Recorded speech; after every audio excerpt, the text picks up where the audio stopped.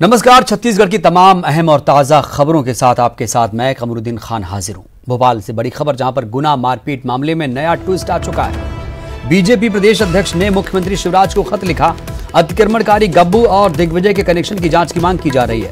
अतिक्रमणकारी गब्बू पारदी को कांग्रेस का कार्यकर्ता बताया जा रहा है। गब्बू पारदी पर आपको याद दिला दें कि 10 केस दर्ज हैं। ऐसा हम नहीं बल्कि बीडी शर्मा कह रहे हैं। और जो कनेक्शन है गब्बू और दिग्विजय के बीच का, उसकी जांच की मांग की जा रही है। तो अब इस पर ट्विस्ट आ रहा है, मामले में नया ट्विस्ट। आइए आपको सुनवाते हैं क्या कह रहे हैं। गुना के घटनाक्रम को किस रूप में लेते हैं आप और किस तरह की मांग की है आपने? गुना का घटनाक्रम अत्यंत दुर्भाग्यजनक है। इस कारण सरकार ने गंभीरता से प्रयास किए हैं। आईजी, कलेक्टर, एसपी को हटाया है। 6 पुलिसकर्मियों के खिलाफ कार्रवाई की है, न्यायिक जांच बैठाई है। लेकिन दिग्विजय सिंह और गब्बू पारदी का क्या कनेक्शन है, और कॉलेज के जो ठेकेदार हैं, इन सब लोगों में जो गब्बू पारदी है एक आदतन अपराधी जिसके ऊपर 46 मुकदमे दर्ज हैं, कांग्रेस का वो कार्यकर्ता है, इसकी क्या भूमिका है, दिग्विजय सिंह के साथ क्या कनेक्शन है, इसको लेकर के मैंने माननीय मुख्यमंत्री जी को पत्र लिखा है। इस घटनाक्रम की जांच गंभीरता के साथ होनी चाहिए। तो गुना में दलित परिवार से ज्योतिरादित्य सिंधिया ने भी बातचीत की। पंचायत मंत्री महेंद्र सिंह सिसोदिया ने फोन पर बातचीत कराई। सांसद ज्योतिरादित्य सिंधिया ने चिंता नहीं करने की बात कही। घटना के संज्ञान में आते ही कार्रवाई होगी। सीएम से कलेक्टर, एसपी का ट्रांसफर कराया। सभी दोषी अधिकारियों पर सख्त कार्रवाई की जाएगी। आपकी रक्षा सिंधिया परिवार का ये कहा है। ये अपने जगनपुर के अनुसूचित जाति के लोग हैं अस्पताल में। ये मैं आपको लाइन दे रहा हूँ महाराज, जरा इनसे बात कर लीजिए।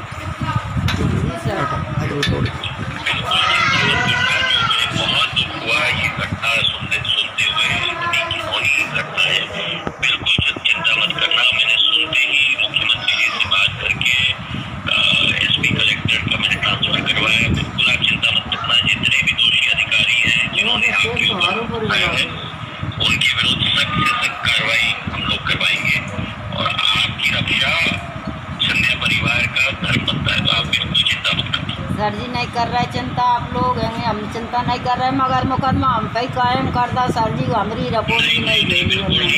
वो आप चिंता मत करना, हम लोग देख लेंगे। बिल्कुल चिंता मत करना। मैं हूँ ना, तो तुम क्यों चिंता कर रही हो? जानती हो कि मैं देखूंगा, चिंता मत करो ना। नहीं कर रहे सर जी, मेरे 6 बच्चे हैं, मैं मजदूरी कर रही हूँ, भाई में खतरा पड़ रहे हैं, भाई में मार खा रहे हैं। मैं सब इंतजाम कर दूंगा, ठीक है? जी सर जी। ये देखते हुए और सुनते हुए मेरी सांत्वना तुम्हारे साथ है और मैं पूरा न्याय करवाऊंगा। सर जी मेरी एक निवेदन है, मेरे बच्चे ने थोड़ी थोड़ी जमीन हो जाए तो मेरे बच्चे कर खाएंगे, कोई सहायता मिल जाए मेरे को। जो भी हम लोग कर पाएंगे हम करेंगे, बिल्कुल चिंता मत करना।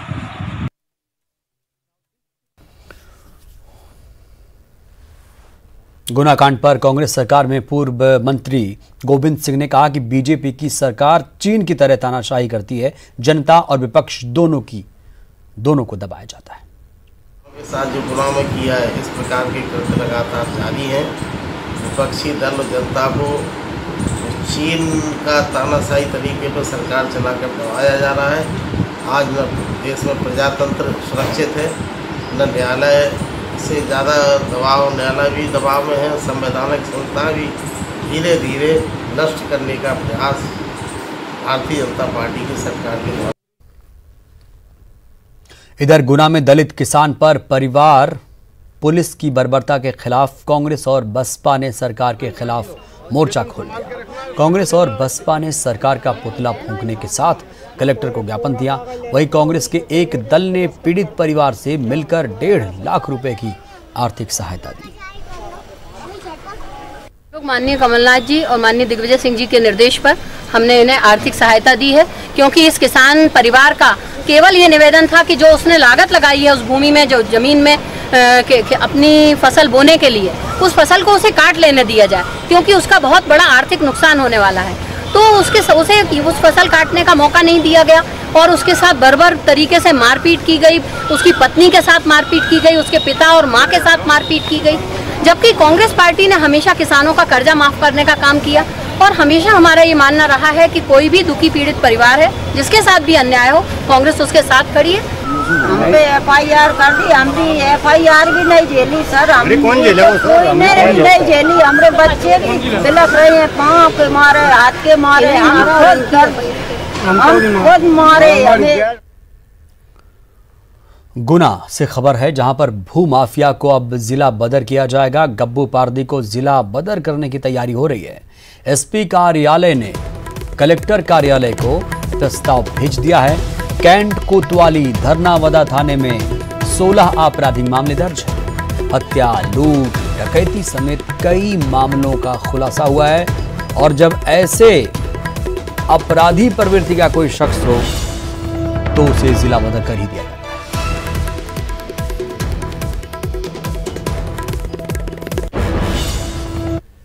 जिस गुनाकांड से MP की सियासत गर्मा गई है उसमें प्रशासन की घोर लापरवाही देखने को मिल रही है।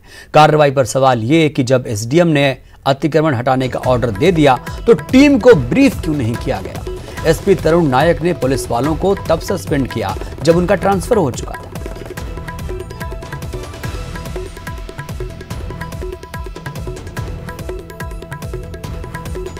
तो प्रशासन की भूमिका पर कई सारे सवाल उठा रहा है न्यूज़ 18।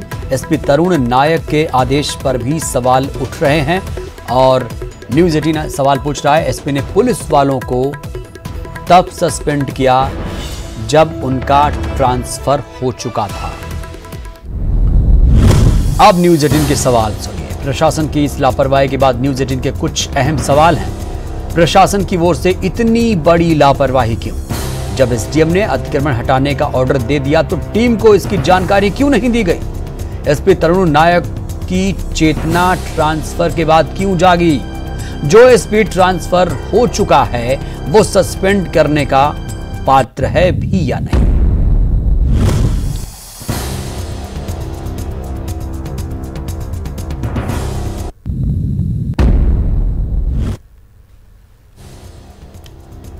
गुना कांड में मध्य प्रदेश अनुसूचित आयोग ने संज्ञान ले लिया है। मुख्य सचिव समेत DGP को पत्र लिखा।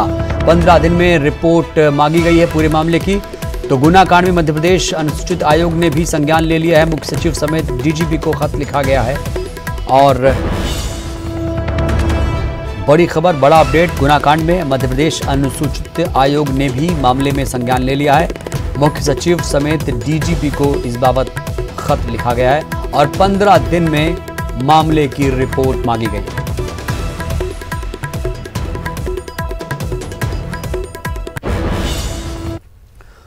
और अब बात करेंगे पापी प्यारे मियां की। बेटियों के हैवान प्यारे मियां को SIT श्रीनगर से भोपाल लेकर आ चुकी है। इसे कल जम्मू कश्मीर के श्रीनगर से गिरफ्तार किया गया था। कल प्यारे मियां को SIT कोर्ट में पेश करेगी। वहीं आरोपी के खिलाफ एक्शन जारी है। पुलिस ने प्यारे मियां के फ्लैट को सील कर दिया है।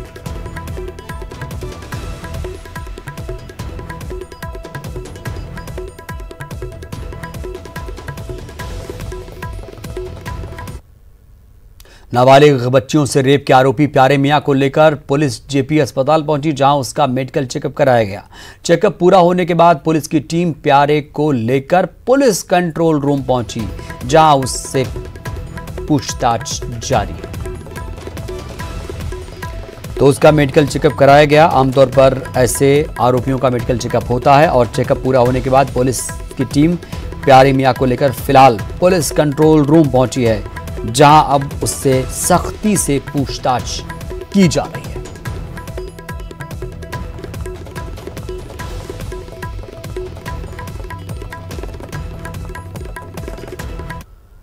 तो प्यारे मियां का दफ्तर प्रशासन ने खाली कराया। प्रोफेसर कॉलोनी में प्यारे मियां का ऑफिस था। अफकार पेपर के नाम से प्यारे का ऑफिस था और भोपाल कलेक्टर ने पत्र लिखा था। Registrar of newspapers for India को पत्र लिखा गया था। अखबार का रजिस्ट्रेशन रद्द करने के लिए पत्र लिखा गया था।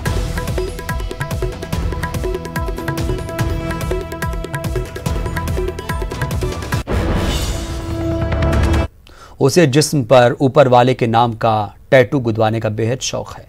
वो हाथ पर मंत्र लिखवाने का भी शौकीन है। लेकिन जब आप इसके कारनामे सुनेंगे तो आप भी तंग रह जाएंगे। जो देता है लाखों लोगों को ठगी का मंत्र, ना, ये कोई फर्जी बाबा नहीं, बल्कि ये जनाब तो तबादले की पुड़िया देते हैं, जो सीधे अधिकारी को फोन लगाकर कहता है, हेलो मैं बोल रहा हूं, तबादला हो जाएगा। आप भी देखिए इंदौर में टैटू वाला नटवर लाल।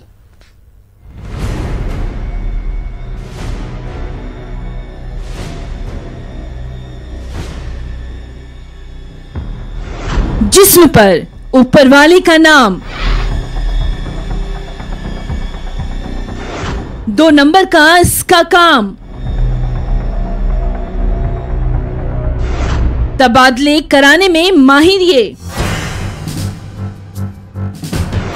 अधिकारी बन करता गोलमाल।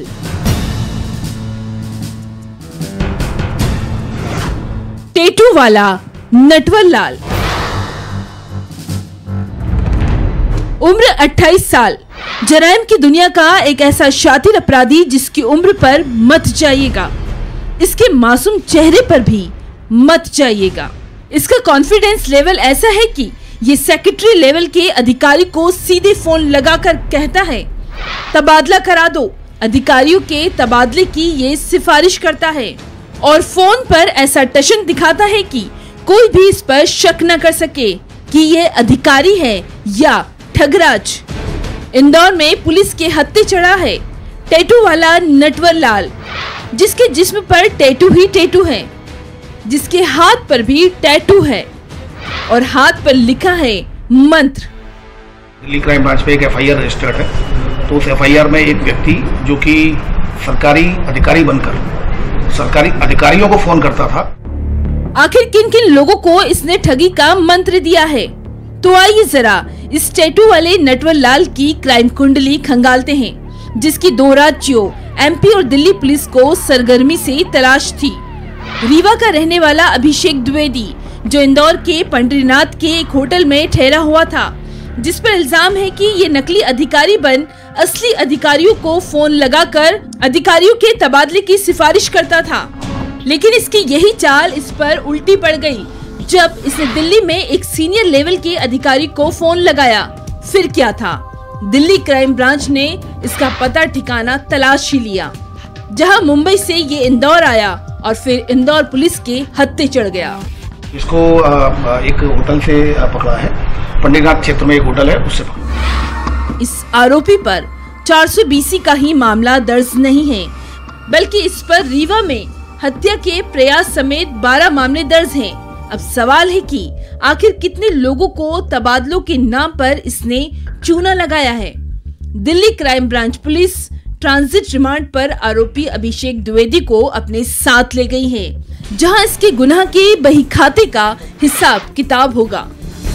इंदौर से विकास सिंह चौहान के साथ bureau report, news 18 Madhya Pradesh Chhattisgarh. वक्त एक छोटे से ब्रेक का।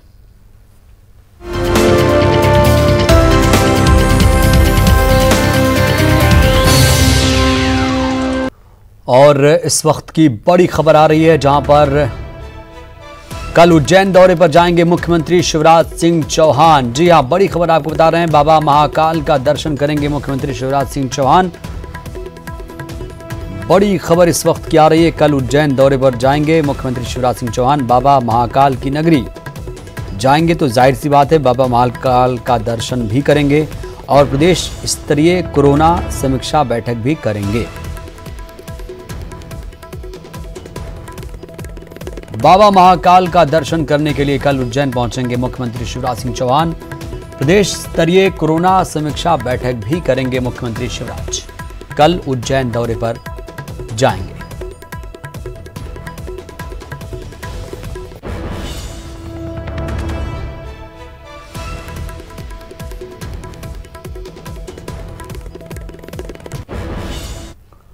उज्जैन में विकास दुबे के पकड़े जाने के बाद उत्तर प्रदेश पुलिस ने उज्जैन के एसपी मनोज कुमार सिंह को एक खत लिखा है, जिसमें उन्होंने पूछा कि विकास दुबे पर घोषित 5 लाख की इनामी राशि किसे दी जानी है।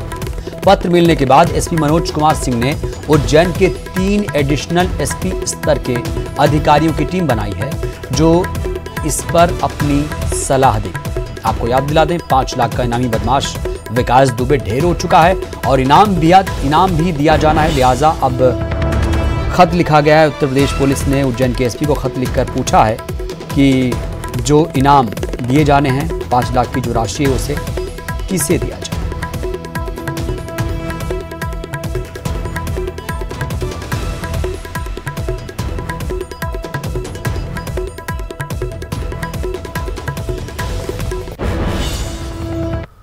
और खबर बिहार से जुड़ी हुई है। चुनाव आयोग ने फैसला किया है कि बिहार विधानसभा चुनाव में 65 साल से ऊपर के लोगों को पोस्टल बैलेट से वोट डालने की इजाजत नहीं दी जाएगी। आयोग ने इसके पीछे मैन पावर, कोविड महामारी के चलते सुरक्षा उपायों का हवाला दिया। कुछ दिन पहले चुनाव आयोग ने कोरोना महामारी के चलते ही वोटिंग के नियमों में बदलाव किया था। इसके तहत 65 साल से ऊपर के लोगों को पोस्टल बैलेट से वोट डालने की इजाजत दी गई थी। ये बदलाव तब किए गए जब साल के आखिर तक बिहार में विधानसभा के चुनाव होने हैं। मध्य प्रदेश में भी विधानसभा की 25 सीटों पर उपचुनाव होना है, जिसमें ये नियम लागू किया जा सकता है। और भिंड से एक और बड़ी खबर आ रही है, जहां न्यूज 18 की खबर का जबरदस्त असर हुआ है। पीएचई अधिकारी को सीएम हेल्पलाइन पर शिकायतकर्ता को पागल कहना भारी पड़ गया। कलेक्टर ने सरकार की छवि खराब करने का नोटिस थमाया। अब अधिकारी को सस्पेंड कर दिया गया है।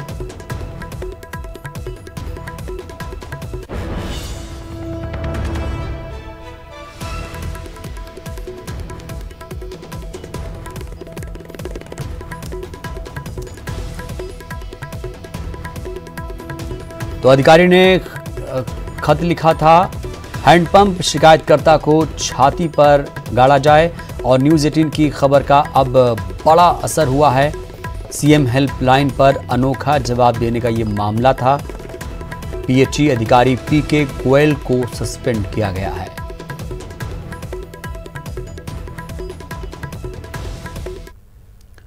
और धार की एक मासूम इलाज के लिए दर-दर भटक रही है। मजदूर माता पिता की 6 साल की बच्ची गंभीर बीमारी से जूझ रही है, लेकिन अभी तक इसे किसी तरह की कोई मदद नहीं मिली।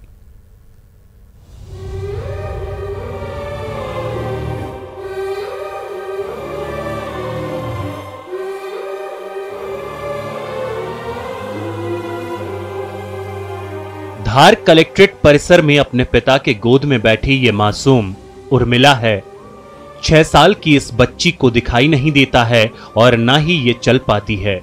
इसके गरीब माता पिता ने इसका इलाज कराने की पूरी कोशिश की। दिखता नहीं, बोलते नहीं है और चलती भी नहीं? चलती भी नहीं है। अच्छा, तो इसका इलाज करवाया आपने? बहुत कराया इसका इलाज, इलाज नहीं हो रहा अभी तक। कहाँ कहाँ गए आप?